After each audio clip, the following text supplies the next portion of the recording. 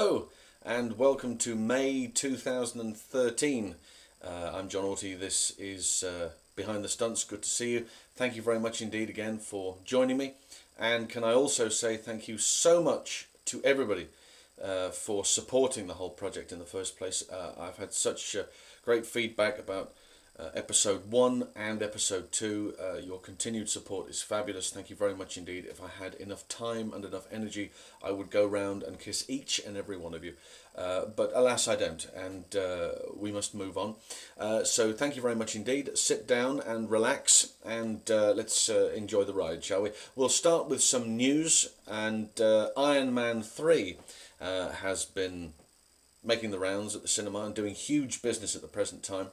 It's astonishing. I mean, it really is astonishing. There is no other word to describe how awesome it looks. Quite incredible. The size of the production is ludicrous. It has 3 second unit directors. I don't know of a production that has 3 second unit directors. I mean, absolutely incredible. 2 of which are the stunt coordinators, Jeff Haberstadt and Brian Smers.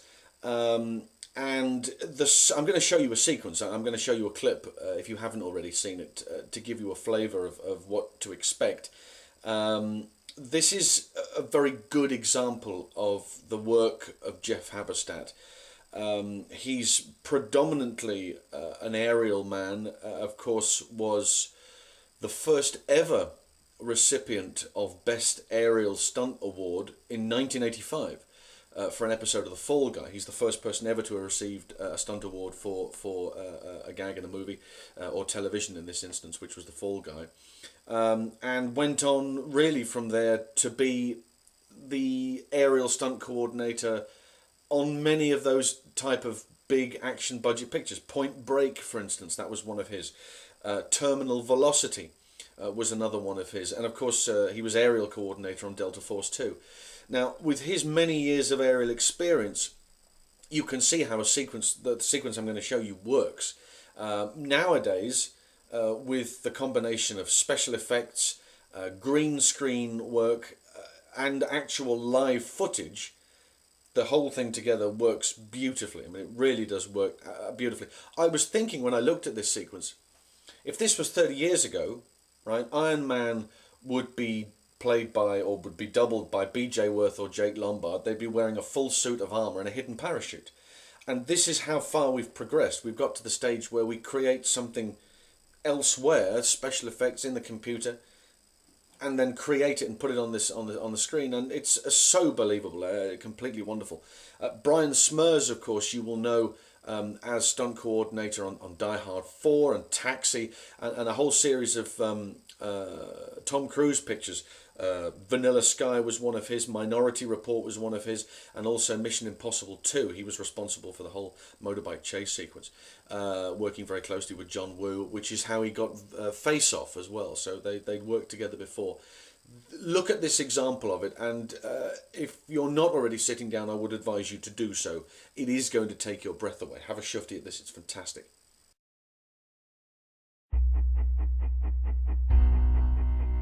I'm Tony Stark. I build neat stuff. I got a great girl. And occasionally, save the world. So why can't I sleep?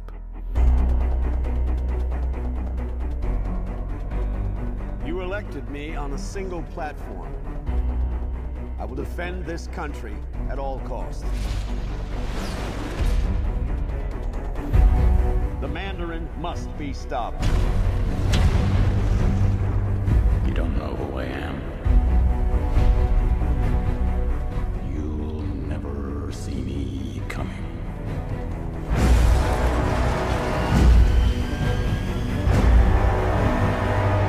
What are you going to do about these attacks?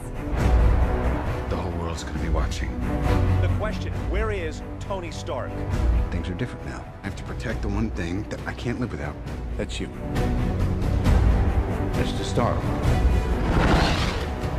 Today is the first day of what's left of your life. Go!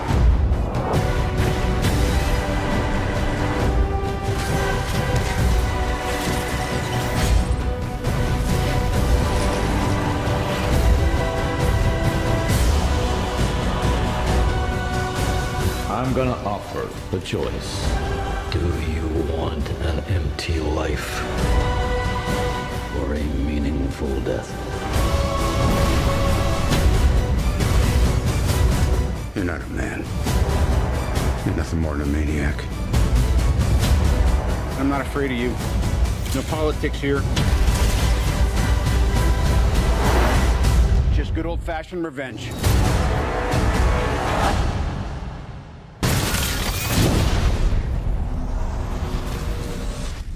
We do need backup. That's your department.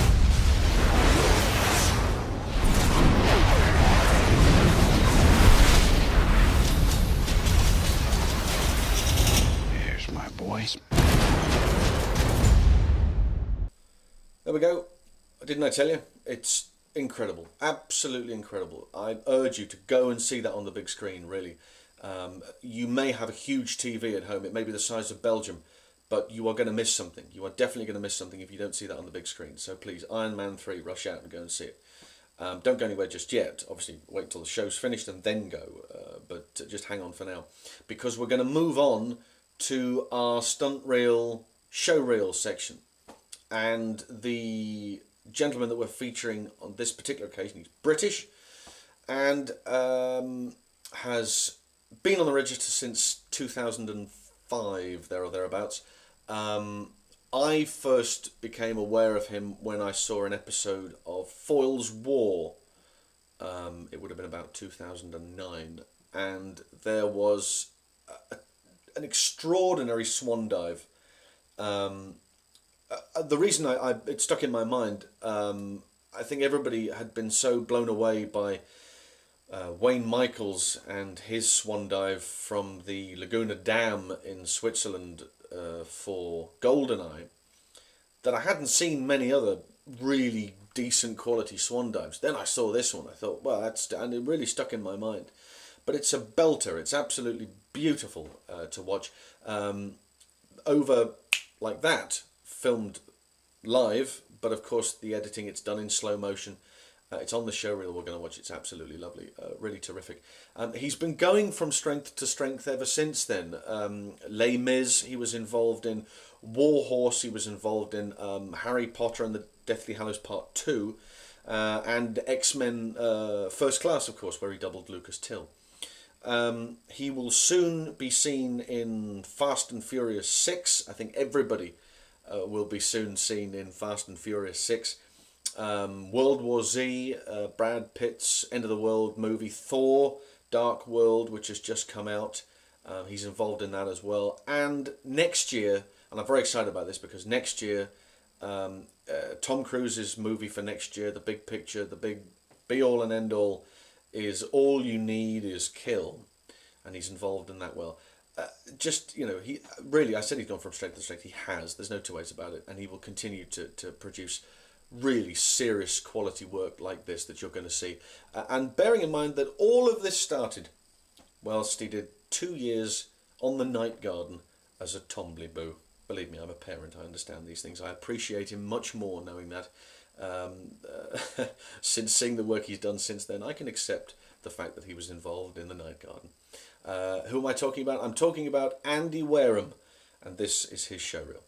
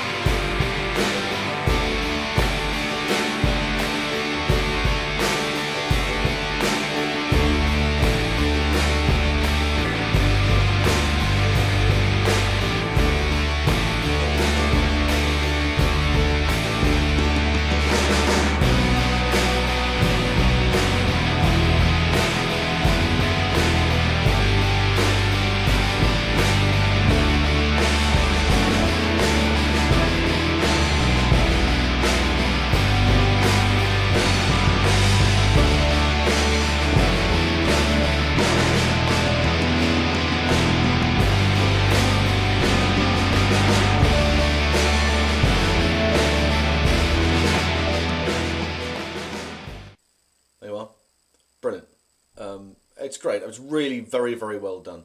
And I love the stuff on that. Some terrific stuff. So please keep an eye out. Go back. I mean, this show will be available on the website anyway. So if you want to go back and look at it again, you want to look at that show reel again, you want to slow it down and do it frame by frame, you can do that. And you can pick out all your best bits. And there's some terrific stuff there. There's a great high fall in there from Rebus television series where he's falling from the staircase sideways.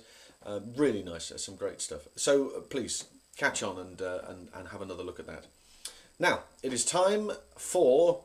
This is a feature that's going to happen every week. We're going to start it now, all right? It's called Classic Stunt Sequence, and we're going to look at a particular sequence from a movie from the last 40, 50 years, whatever it is. This one is a particular favourite of mine because as far as I'm concerned, it's the best British gangster movie there's ever been. And it also involves my great mate, Roy Alon. I'm talking about The Long Good Friday. Bob Hoskins, Helen Mirren, a proper down-to-earth gangster film. No toys about it, and it's a classic. The idea for this particular sequence, if you haven't seen the movie, I don't want to give too much away then, but you should really see it. If it's not one of those 50 films that you need to see before you die, I think Long Good Friday's in that list, right? You really need to go and see it. If you don't know the premise for this particular sequence, I need to brief you slightly on that so you'll be aware. Harold Shand, Bob Hoskins, he's trying to organise a deal with the Americans. It's all falling apart. And anyway, there's carnage. There's carnage going on left, right and centre. Members of his team are being killed left, right and centre, and he's not having any of it. Consequently, he finds out it's connected with the IRA in some shape or form, and he has to go and see their head man. Now, their head man in Britain at that time is a stock car rally driver called Captain Death, played by Roy Alon. So he goes armed with 60 grand in a suitcase to say, put a stop to this carnage, I've had enough. And this is what happens. All right, watch this.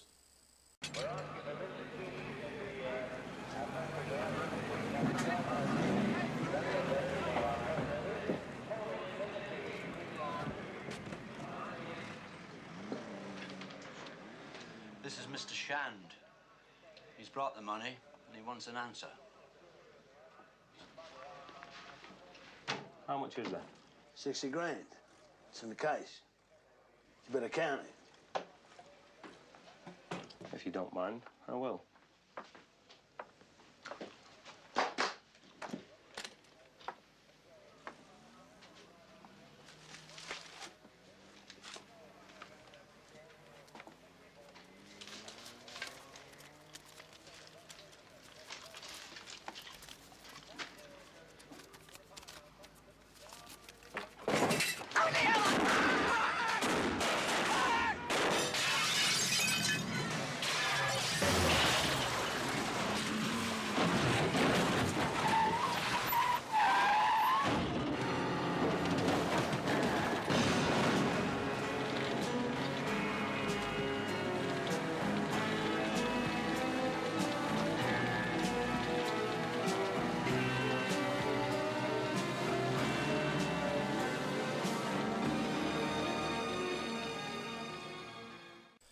Never ceases to amaze me how marvellous that is. I really love it. That's called T-boning, by the way, if you're wondering what that was.